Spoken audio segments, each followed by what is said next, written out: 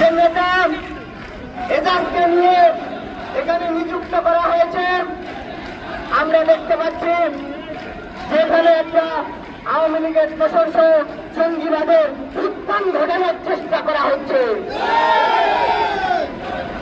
বাংলাদেশ যখন শেখ হাসিনার আমলে ছিল সেই সময় আমরা দেখেছি বিভিন্ন সময়ে এই বাংলাদেশে আনসারুল্লাহ বাংলা জঙ্গি সংগঠনের অপতৎপরতা চালানো হতো, নাটক সাজানো হতো।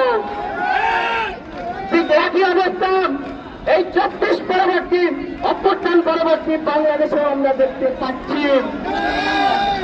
এই এজাজকে একটা নিষিদ্ধ সংগঠন হিজবুত তাহরির, তিনি একজন সর্বোচ্চ পর্যায়ের নেতা ছিলেন, তাকে দিয়ে আবারও জঙ্গির পায়তারা করা হচ্ছে, জঙ্গি সংগঠনদেরকে উৎসাহ দেওয়া হচ্ছে।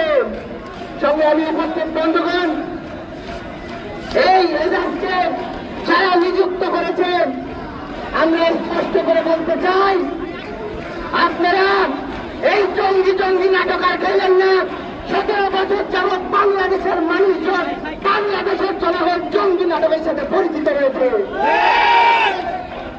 কারা কারা এই উপদেষ্টা, এই যে নিয়োগ দেওয়া হয়েছে উত্তর সিটি কর্পোরেশনে, যে রাস্তে নিযুক্ত করা হয়েছে তাকে কারা নিযুক্ত করেছে?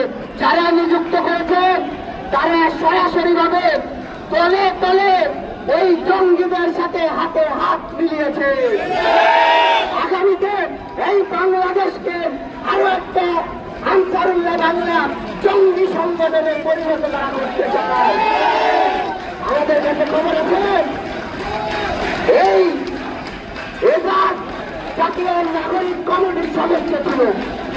আপনারা সবাই জানেন এই জাতীয় নাগরিক কমিটি থেকে মানুষের মন মস্তিষ্কে এমন ভাবে রাজনীতি ঢুকিয়ে দিয়েছে, তারপরে তারা জাতীয় নাগরিক পার্টি গঠন করেছে।